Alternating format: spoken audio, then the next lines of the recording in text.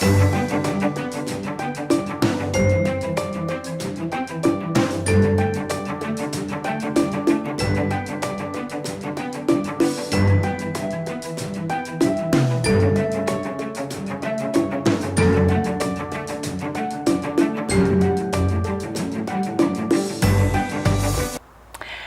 you for your enthusiastic response to Restoring Health Holistically. I would just like to make clear that I am not a medical practitioner. In order to heal my own illness over the past 17 years, I've become a holistic health author, educator, and an advocate. But this does not provide the depth of knowledge that's needed to treat illnesses. I research any illness I have, and then I make an appointment with a holistically trained practitioner to discuss a treatment plan. And this is a collaboration between you and your doctor. Western medicine primarily treats symptoms with drugs forever. I prefer to seek practitioners who are trained to treat the causes of illness so that I will get well. The titles that I look for are naturopathic doctor, or ND, functional MDs, orthomolecular doctors, chiropractic neurologists, and certified energy medicine practitioners. These TV shows are intended to raise consumer awareness of holistic treatments and explain how they work so that you can make informed decisions and find a practitioner to work with and get well. Thank you.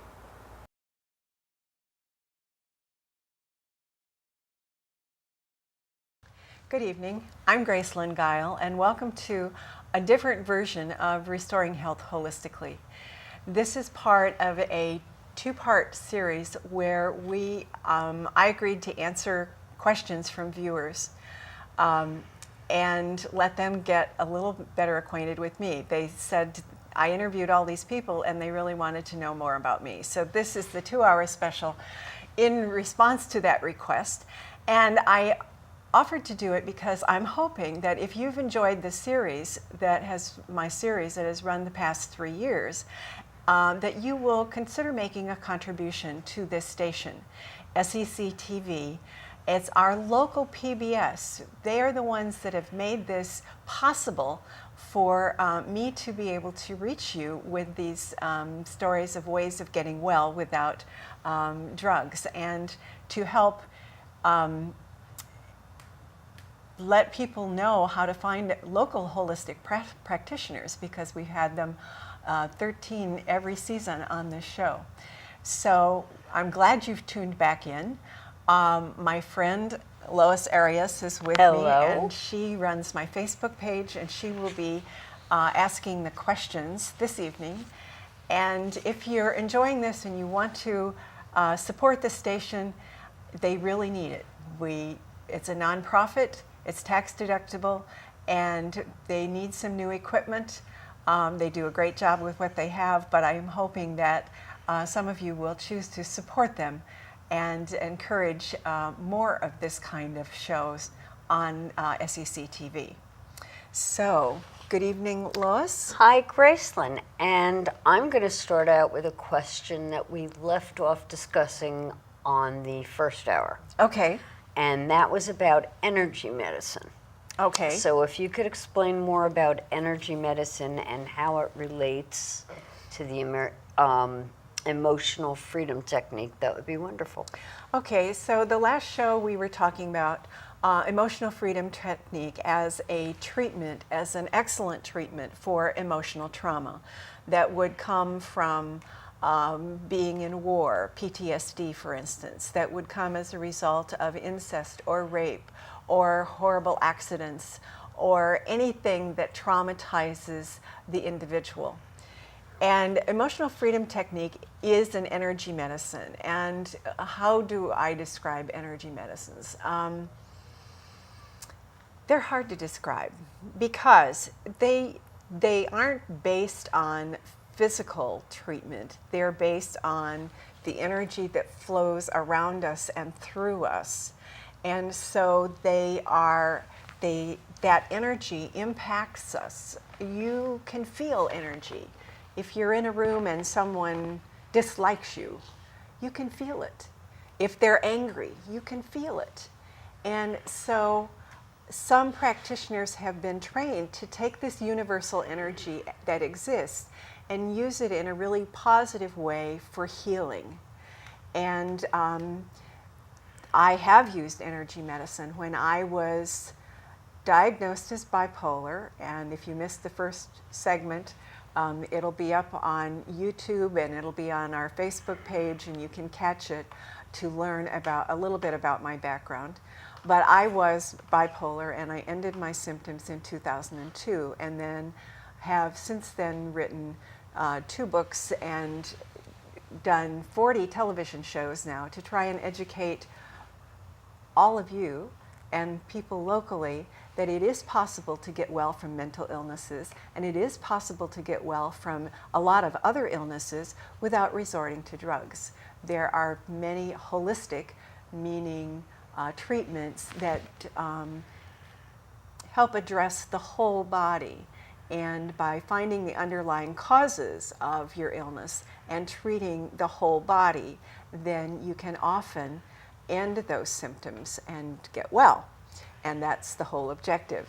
So energy medicine was being discussed as a terrific treatment for trauma, because when you experience trauma, the brain waves sometimes get out of the patterns they're not healthy patterns. They get stuck in unhealthy patterns, and emotional freedom technique can release that. And this is a medicine, energy medicine. I'm still trying to figure out how to explain it simply, but I guess the easiest thing would be to say, when you send a message from your computer to your wireless printer, you don't see anything happen, but yet this printer receives it. And that's because that's based on quantum physics. And we in this country, we're used to thinking of things in Newtonian physics, where an apple drops from the tree and you can see it happen, and that's because of gravity. And quantum physics is in waves and is quite different. And energy medicine works on the principles of quantum physics, and that's why it's so hard for me to explain it in a simple manner. So, emotional freedom technique uses a dual focus. A practitioner, and these are often psychotherapists, will have a patient who wants to be treated for PTSD or for anxiety or for any symptom, but they think that it might be because of a trauma that occurred in their life. And so the therapist will say, track my finger going across in front of their eyes with your eyes, and then the practitioner will tap on their arm or on someplace nearby to create a dual focus. And somehow that dual focus enables traumatic memories that have been buried deep in your psyche to somehow come up and get released through that process. And then once they are released, you can talk about them, you can acknowledge them, and then they can be dealt with in the rational talk therapy. But sometimes trauma is so deeply buried, people don't even know what's causing their symptoms. And so they cannot talk about it, and talking about it, just talking, doesn't really release it. So that's why emotional freedom technique is an energy medicine, and it releases trauma very effectively. Other energy medicines are hands-on healing. They have different names. Touch therapy, Reiki healing. Acupuncture falls in the energy medicine field. I've forgotten all the other ones. But energy medicine is really dealing with the energy in us and around us in ways that conventional medicine, up until recent years, never wanted to hear about or didn't acknowledge that it might work. And prayer, meditation, these are both energetic activities that can soothe emotional trauma. It can soothe you when you're anxious. it brings calming, and also the studies show that prayer does have healing benefits too. So there are ways of healing that are not fully scientifically understood, but are acknowledged to work very well based on research. Does that answer that? That sure does. What are the best natural remedies for depression? Well, when I had read about St. John's wort as being helpful for depression. So when I was going off the drug Wellbutrin, because I figured out that it had probably caused the breast cysts and tumor growths rapidly, I didn't want to go off Wellbutrin cold turkey without having some way of treating. The depression was the worst in my bipolar cycles. And so I used St. John's wort, and it helped, but it makes you photosensitive to the sun, so you have to be careful. It's like some antibiotics make you photosensitive. So you have to be careful of sun exposure if you're on it for a long period of time. And I did not stay on it for long. Once I got off the drug, I tapered off the St. John's wort too, because I don't know, it didn't seem to help me as much as I expected it to. What really helped me was fish oil. And it took me a while to figure that out. But when I went on, I'd had my bipolar symptoms, the manic highs had been solved by treatment at a clinic outside of Chicago. And I talk about that in my book and in the last TV show, so I'm not going to repeat it here. But the manic highs disappeared in 4 months, thanks to the treatment, the holistic treatment that I was given. And then I had 15 months of solid depression, and nobody could figure out what was causing the depression. And that was really the hardest, because my depressive lows had always had these interspersed with manic highs. And so 15 months without that relief was a real drag. But when the new research came out of Harvard using fish oils for bipolar patients, and they were all so much better on the fish oils that they stopped the trials and put everybody on them, and that was in 1999. I got the book by Dr. Andrew Stoll, who did that research about using fish oils.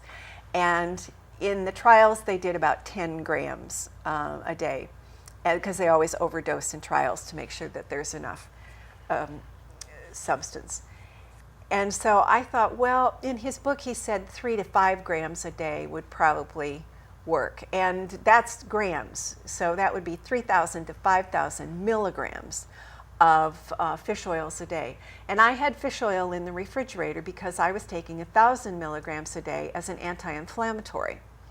So I thought, well, I'll start with 3,000 milligrams a day, and I'll take 1,000 milligram capsule with a meal. And you should always take fish oils with meals and supplements with meals generally, unless they're said otherwise, because the body will use the ingredients in the supplements as it would use the nutrients in food. So it's better if it's in combination with things.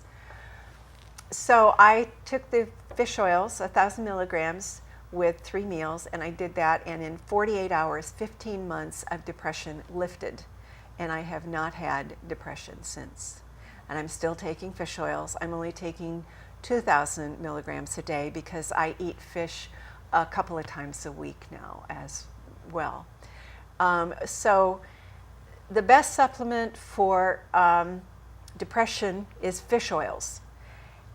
It helps if you take multivitamins and minerals and other things along with it, because all the things, they all work together. And the things that I did to heal my brain made my body a whole lot healthier. And so I recommend supplements for insurance, fish oils for depression.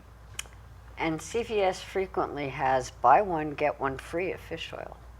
Good. Well, make sure, and I'm sure they are, but just make sure whatever fish oil brand you buy that they've been filtered for PCBs, for mercury and other toxins, because fish live in the water that we have polluted with industrial pollution. So most fish carry mercury, PCBs, arsenic, various other things that are found in the water. So if you're eating fish, you can't do anything about the toxins except eat the fish that have the small fish. They have the less accumulation of toxins than the big sport fish.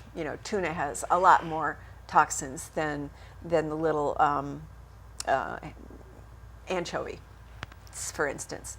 So eat small in the fish, eat clean, check out which fish. You can go to Monterey Bay Aquarium has a good website, and you can check out which fish have the least amount of toxins in them. But if you're buying supplements, fish oil supplements, make sure they've been filtered for those toxins. What are indications that you have depression? Depression, the symptoms of depression can be many different things. One is being always seeing the glass half empty, never seeing anything positive in anything or anybody is, to me, a big clue that this person is depressed. Another thing is to feel lethargic all the time, to have no motivation, no energy, not want to get out of bed. When my mother, who was bipolar, was in severe depression, she often would not get out of bed or bathe for 3 weeks if left to her own devices. So people who just want to hibernate and stay in bed, avoiding social engagements. Having friends takes energy. And so lots of times people who are depressed don't have any energy to spare. All the energy that they can muster, they have to use to just make themselves function. And that's really sad. But it is a sign of depression. So if you have someone who avoids people, who avoids parties, who can't get out of bed in the morning, wants to sleep their life away, chances are they are just very depressed. Can yoga or meditation help a person with depression? Yes, there are, I can't cite the studies, but I know that there are scientific studies that show that both of these help. Partly because with yoga, the other treatment that's really helpful for depression is get some exercise. Go for a walk. Walking is the best antidepressant I know of after fish oils. And it's free. And it's free, and you don't have to do anything special to get it.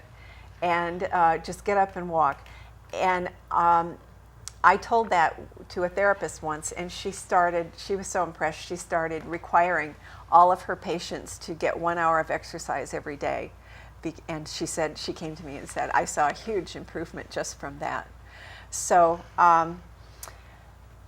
yoga and meditation, yoga is a good physical exercise. It's stretching, it's toning, but the other thing it's doing is it's helping you focus on what you're doing, and doing it in a mindful manner, so it slows down your mind, which depressed minds are running slower anyways, but it's still the exercise and the focus and the process of yoga activates the vagus nerve here, and that wakes up your mind.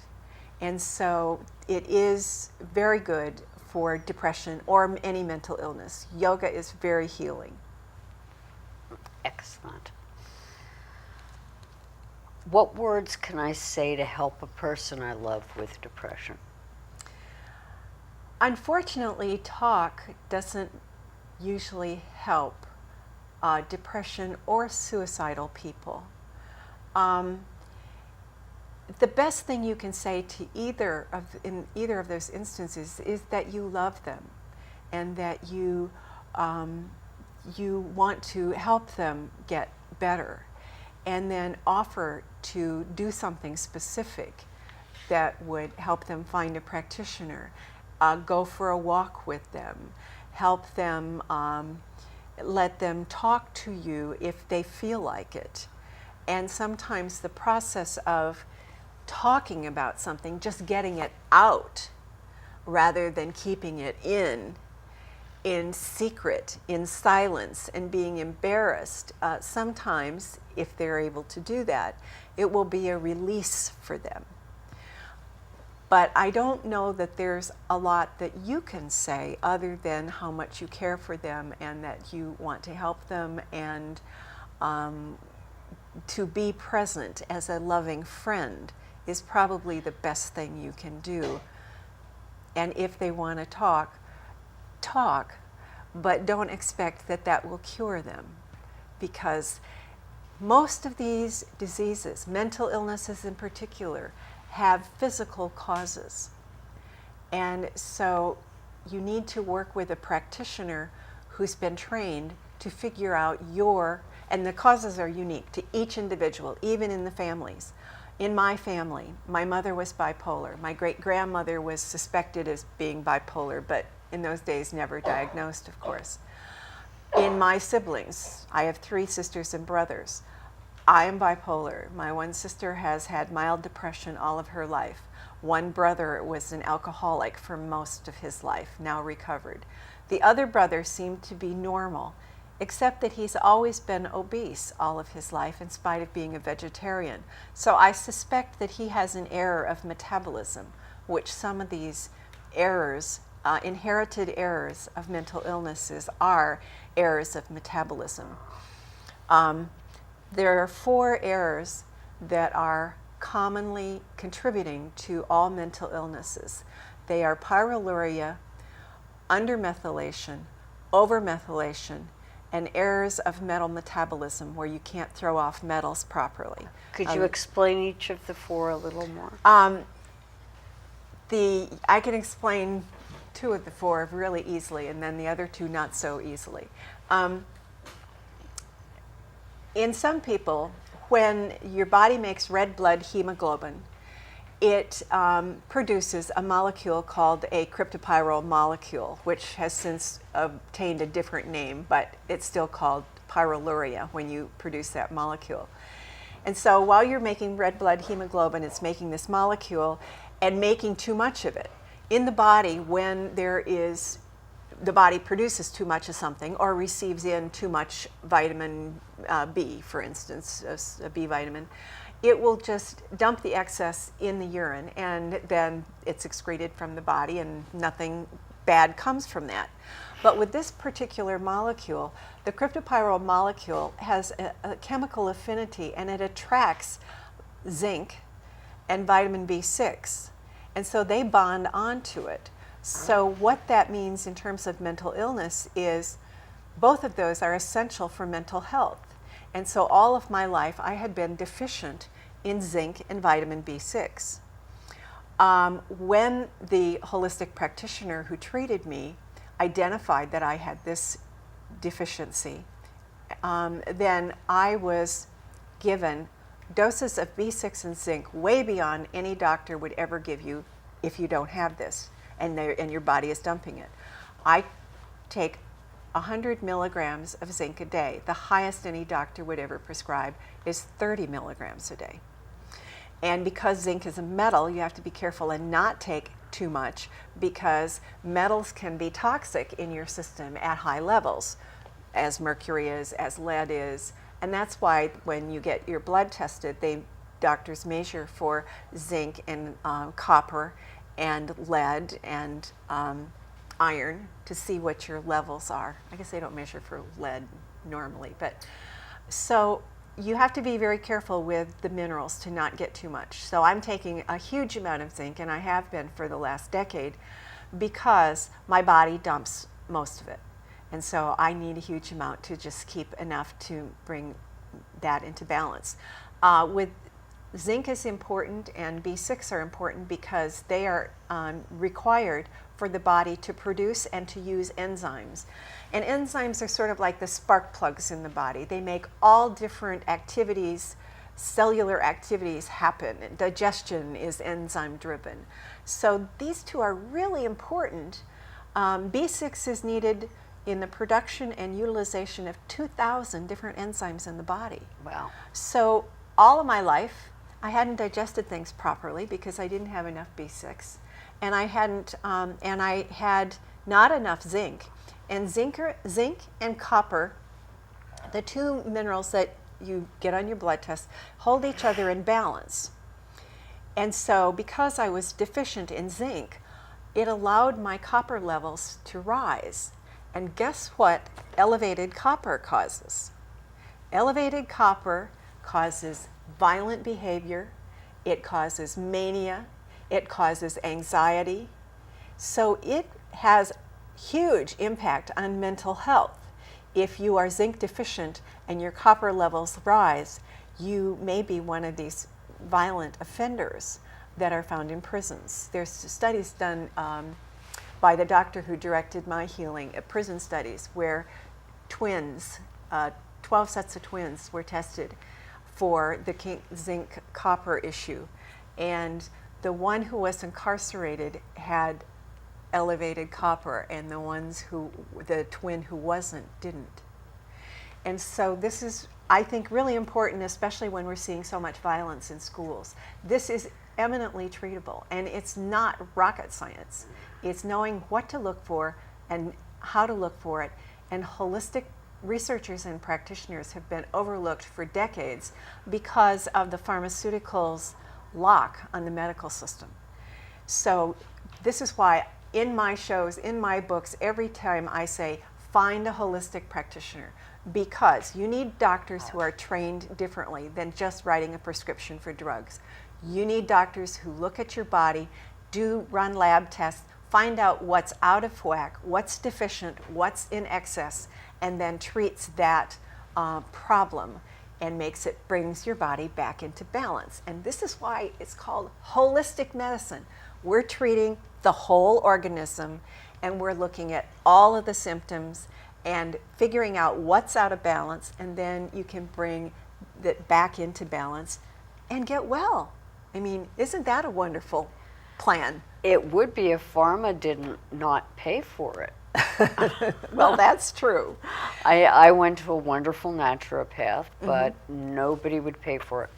No, insurance and pharmaceuticals, pharmaceuticals have a lock on the insurance company too, and so that you can get any drug known to man paid for by your insurance, but not one natural vitamin except fish oils. But the fish oils that you get from pharma have been patented, and you pay $200 a month if you're taking 3,000 milligrams of fish oils a day instead of $60 a month that I pay for natural fish oils. So that tells a lot. It's about the money. Okay, so let's go on to the next question. Okay. Is there a 12-step program for depression or a support group? Not that I know of. I would say if, well, let me answer that in an odd way. 12-step really doesn't work very well for alcoholics either, but it's the only game that's been touted. You can treat alcoholism much more effective holistically.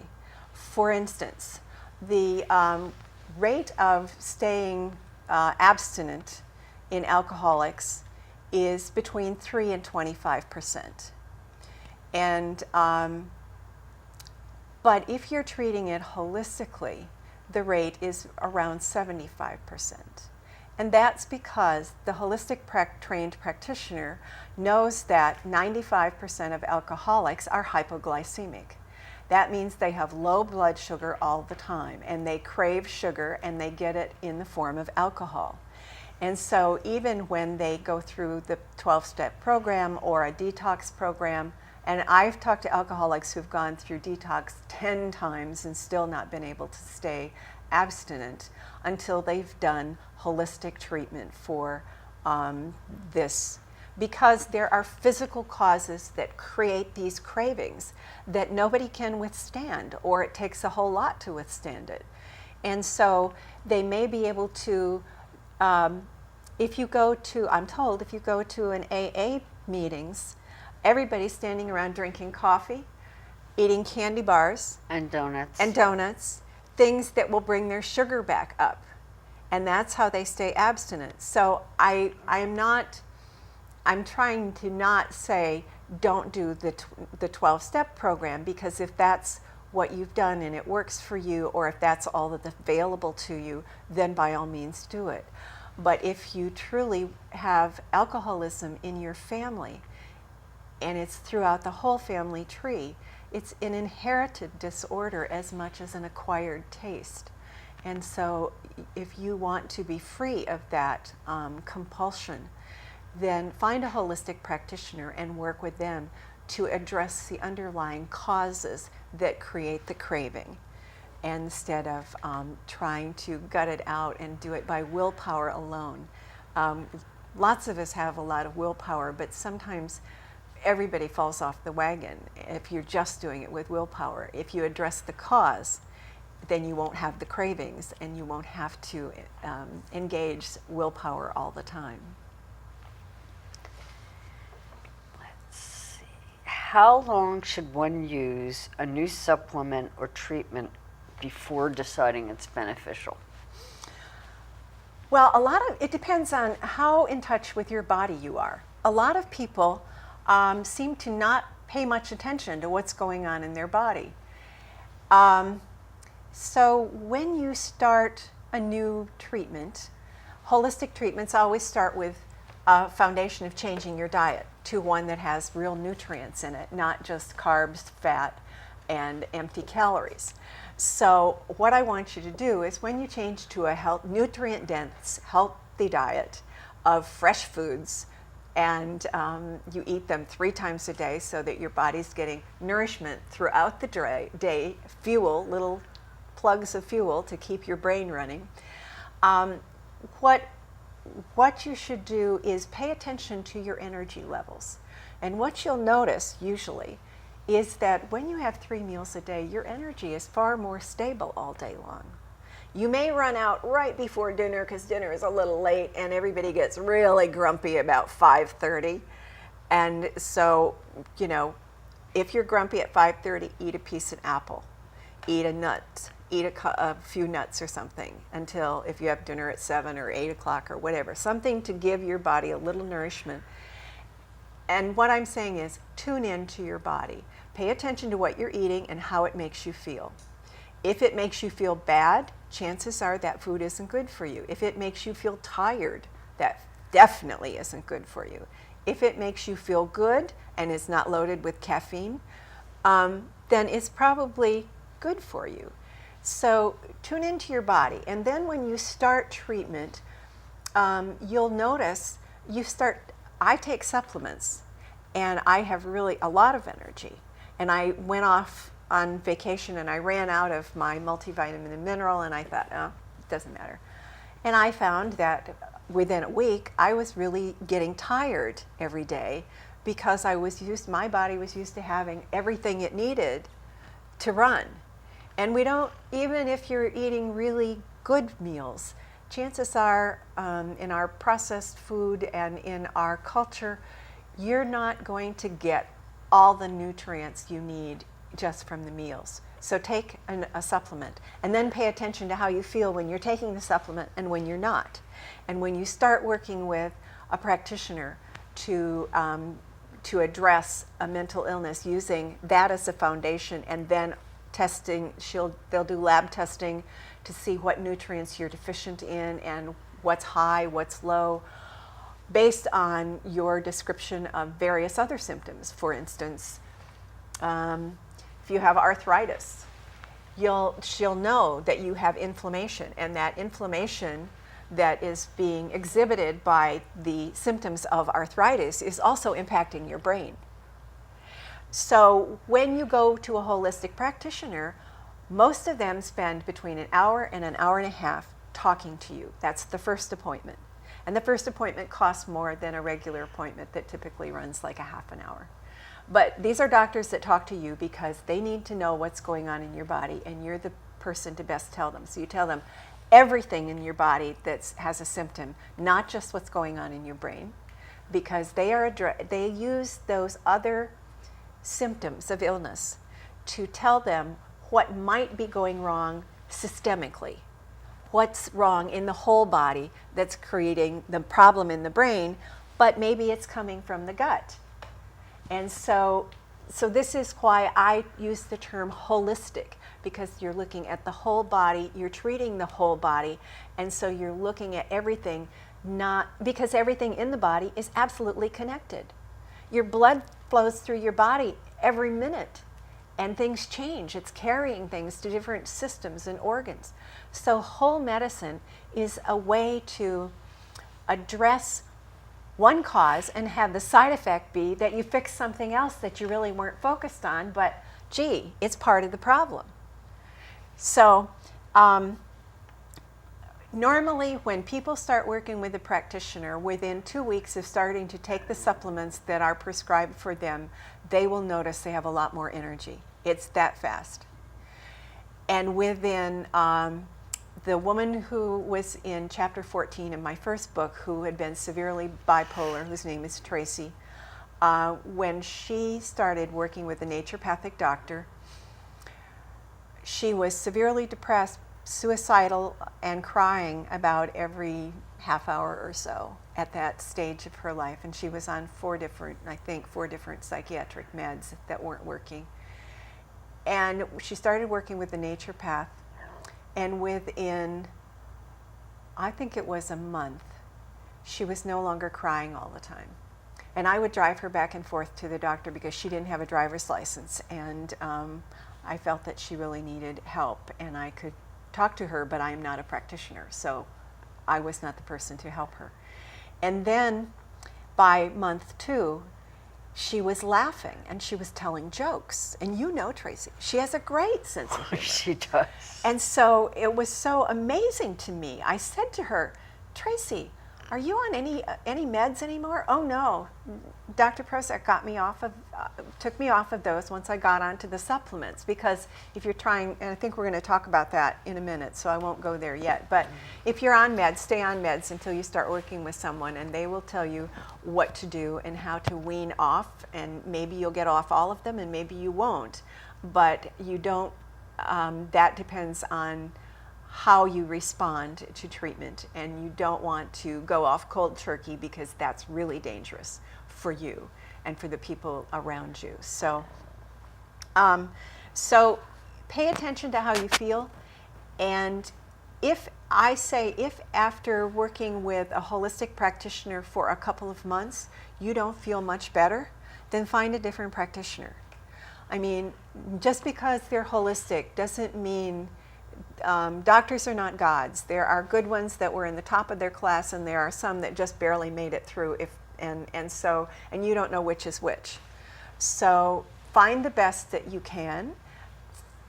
I used to go into health food stores and ask who the best doctors were locally until I got to know them. And when I heard the same name, different places, I looked them up then. So find the best you can. Now you can use the internet. I was before the internet when I used the community net, I guess.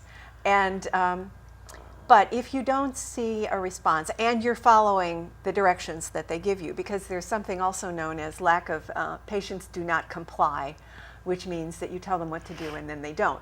So if you're doing everything that the doctor told you to and you're still not feeling any better, or if you start taking a supplement and you start to not feel well, stop immediately and call the doctor and tell them, I took this and I just had this weird reaction. Don't keep taking it.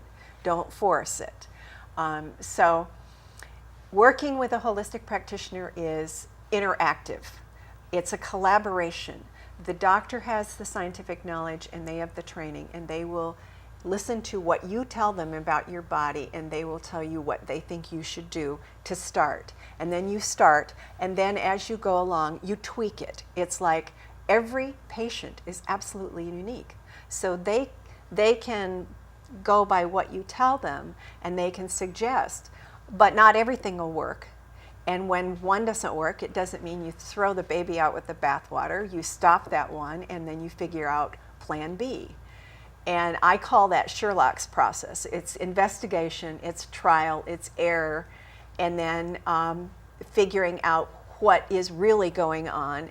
And like layers of an onion, you peel off the outer layers, which are the most obvious problems first. But then as you go inward and get into it, you'll find other things that are part of the problem that they were so small a part that they weren't obvious at first. They were buried inside. And that's how I best describe working with holistic practitioners is you work collaboratively to make you well. Did that answer that? That answered that well, and I think now is time for us to thank SEC TV for letting us. Yes. I hope that you've enjoyed the series Restoring Health Holistically that they've been airing for the last 3 years. And it's because this is a nonprofit community access station that I've been able to create these shows and have practitioners here, and SEC brings them to you, SEC TV. Channel 12. So if you appreciate them, enjoy them, and you're able to send a small contribution, that would really be a way of expressing your gratitude for what they're giving the community. And so I hope that you'll consider doing that. And that's why these 2 one-hour specials are doing, so I can remind you to please express your gratitude with money as best you can. And you'll send it to SEC TV, it's up on the monitor, and it'll come back up again a little later if you don't have a pen. But I hope that you'll really consider supporting them. They have been really easy to work with, and they are a marvelous organization. And I consider them my local PBS station. And so I want them to be supported because they're supporting all of us locally. Okay. And I'm impressed with this station after coming from Yes. a background. You worked in television. Tell them Yeah. a little bit about what you did. Well, I started at television where I was going to college at Rutgers Television. Mm-hmm. And then I went to New Jersey Network, which Uh-huh. is what this reminds me of. Uh-huh. And then CBS. Well, so you've had a real career in television, and you're enjoying working here with them. It reminds me of my happiest one, Good. the one I Great. enjoyed the most. So yes, let's keep them going. Thank you. Okay, if we still have time, we have some We more do. questions. We have a couple more minutes. No, we have about 10 more minutes, I think. Okay, so. good.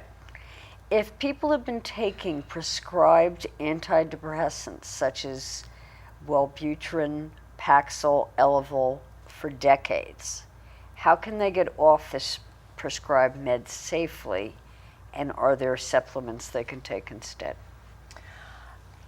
Yes, you can get off them safely, but you need to work with a practitioner, because what happens is you'll notice that psychiatrists never take anybody off the meds. They transfer them to a different one.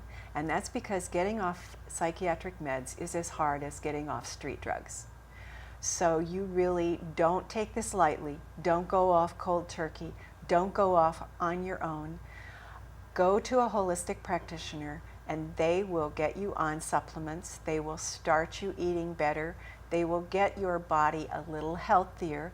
And then, if it's appropriate, and they agree that it's appropriate, they will help you wean off of some of the drugs, probably one at a time. And if you've been on them for 5 years, you can expect that it may take a whole year at least to get these out of your system, and some people say even longer. So it's not easy. And there are supplements that you can take that will make this easier, but I have seen people that have gone off cold turkey, and it's been hell. So not everybody can do it. And what happens is you get halfway through this hell, and then you start having the symptoms again, very pronounced, but it's actually the withdrawal symptoms. And so a lot of doctors that don't know that or experience that would put you back on the medication. Oh, their illness is coming back, but it's the withdrawal symptoms.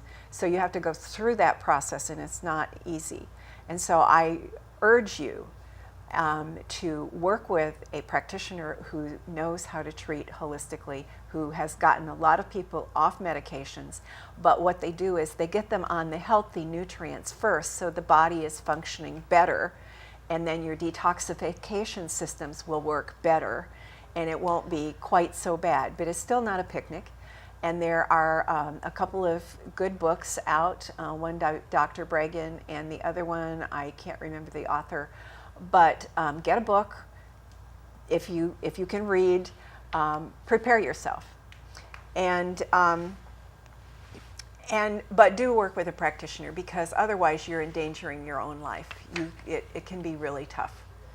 Time for we one have more. more? Yeah, we'll keep going until they give me the 5-minute sign here. Okay, how do you feel about immunizations?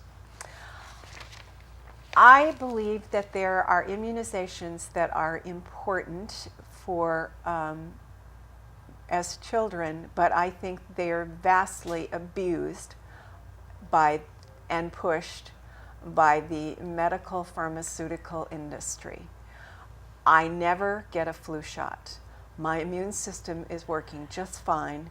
And if I get exposed to a virus, I know natural supplements that I can take that kill it, and I don't need the problem with the shots are that they have, some of them have active viruses in them, and you can get that, and other ones have they have antimicrobials to keep from getting bacterial growths in them, and so you can. And mercury used to be used as a stabilizer because it's an antimicrobial. So you could actually get mercury from immunizations, as well as from your dental amalgams that were not outlawed until, well, they're still not outlawed, but they weren't even acknowledged as being dangerous by the American Dental Association until the consumers really forced them into acknowledging the risks. So you need to be distrustful of a lot of these huge conglomerates, because they're out to make money, and they're losing a lot of their patents on some of the pharmaceutical drugs. So they're really pushing the immunizations for revenues. So in children, certainly I would want to have my child have a polio vaccine. It's emerging and it still exists in certain countries. There are certain vaccines that naturopathic doctors have their own babies get, but they do not get 32 vaccines in the first 2 years of life when their body is so small that they cannot tolerate that level of toxic inflow, and their immune system is not up and fully running. It is an abuse of power by these large companies for profits. So the dialogue is fierce because mothers are right. They did trigger some of the instances of autism because the kids were already probably had a toxic load, and this just threw them over the edge. So it's a valid argument. It's going to be a long fight because there's a lot of money to be made, and that's what it's all about. You know how I feel about pharma. Yes. What prepared you for this work? Nothing, really. I guess the best thing that prepared me is that I was, being bipolar, I was easily bored, and I became an avid reader very early in life. So I can race through most books in a day and enjoy them.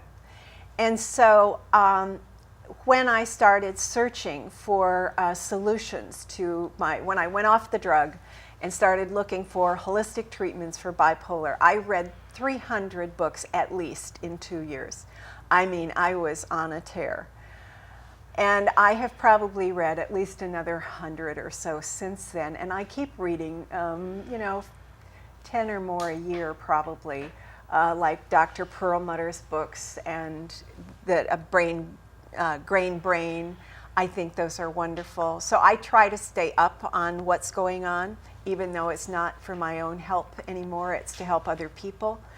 So that prepared me by making me an avid reader and someone who reading is easy and fast, and so I can cover a lot of territory. That made it possible. And then I'm told as a kid, my first full sentence was, "I'll do it myself." So I'm very independent. Some things haven't changed. I'm still doing it myself, yes. But that independence and that sort of fighting spirit, I think, has prepared me to present things that, well, I've been talking about holistic healing for 17 years now. I've been doing it for 17 years. And so at the beginning, I felt like I was way out of touch with most people. And people would say to me, "Why would you want to use something besides drugs?" And then I would tell them what the drug did for me in the breast cyst and tumor category. And they say, "Oh my God." So my independence, my ability to read, my sort of fighting, feisty spirit has prepared me. But I didn't take chemistry in high school. I still haven't taken chemistry because I could take it and I probably wouldn't remember half of what I was learning. And I think it's a little bit late in the game. So I am passionate about what I'm doing, and that drives me, not for myself, but because mental illness was throughout my family. It's still throughout my family tree. About half of my nieces and nephews are bipolar. I'm anxious, and they can't find practitioners near where they live. And I really want to make a difference, and I would like to help change the way mental illness is treated in this country and across this country. And it's not that I expect to be able to do it alone. I cannot, and I know that. But I refuse to give up. And so this is my little crusade in this part of Connecticut, and I write books, and I get phone calls now from the Philippines and from Turkey and from Kenya, people asking me, and I'm not a practitioner, so I try to help them find a practitioner in all of those places, using the internet, of course. But I really feel that my books give people the hope for recovery. Not everybody can recover, but if they know it's possible, then they'll at least try. And if they are able to find a practitioner, and if they don't give up, and if they can afford a little money, then they will be able to recover and restore their mental balance regardless of their diagnosis. I'm talking about, there were doctors in the 1970s that were in, I'm trying to think of the town, Princeton, and that doctor was helping 65% of his schizophrenic patients holistically. And his name was Dr. Carl Pfeiffer. And the clinic that I went to originally was named in his honor. So you can take the worst diagnoses, and if you find a holistic practitioner that is skilled and studied and devoted to it, you will be able to find healing. And if you can't find that practitioner, but you find their books, you can read and help yourself. So that's my passion. And so I just keep going. That's what drives me. And knowing that I helped Tracy, knowing that I've helped a couple of other people, they come up to me and they've said, "You've changed my life." That feeds me. It's the most emotionally satisfying work I have ever done. So starting this institute and this Holistic Mental Health Institute with a clinic is really my vision, and I am continuing to pursue that dream, and I hope that it will come to fruition sometime next year. I hope so too, because you've helped me already. Thank you. I am glad. I was a couch potato, right, Miss Jen? You have me out, excited about living and doing. Yeah. Well, helping other people is a wonderful way to reignite your own life, and so whether it's you offering to help me or offering to help in a soup kitchen, that is another way to get yourself in touch with the real world, your feet on the ground, and sometimes you find out that other people have far worse problems than you do. Usually you do. So we have 2 minutes to fill, and I guess what should we say? Let's talk about the Facebook page a little bit, because these two shows, these specials, will be up on the Facebook page. And don't forget, please send us a contribution to SECTV. And there's where you can make the donations. It's tax deductible. It will let them know that you've really enjoyed their support of this program and making it possible. And that would be good for them to hear and to be able to register your vote that way. And it doesn't have to be much. No, it can be a lot if you have a lot. But if you have yes. a little, send a little. That's what we ask. And on the Facebook page. Okay, on the new Facebook page, I'm still trying to transfer the hundreds of friends she has following her on her personal page. But with Facebook, you cannot control someone's personal page unless they're dead. And we I'm not decided dead yet, that was so. not something we wanted to play around with. So I'm trying to contact everybody and get them on the new page. And the new page is, they go The in new the page is Facebook. Holistic Healing with Gracelyn, and I will be adding Guyol, but you should be able to get it with or without it. Yeah, Gracelyn's not too common. The other page will be coming down. I would like to ultimately delete what's on there now, except to tell people where to go to sign up for the new page. Okay, and so these videos of these two shows that we've just done will be on our Facebook page as soon as they're available. They're not quite available yet, the DVDs to us. And then they'll also be on YouTube, so that you have a lot of options. Thank you so much for joining us. I hope you enjoyed it. I hope you learned something. I hope you'll tune in when we do more another series of Restoring Health Holistically. And I look forward to meeting you.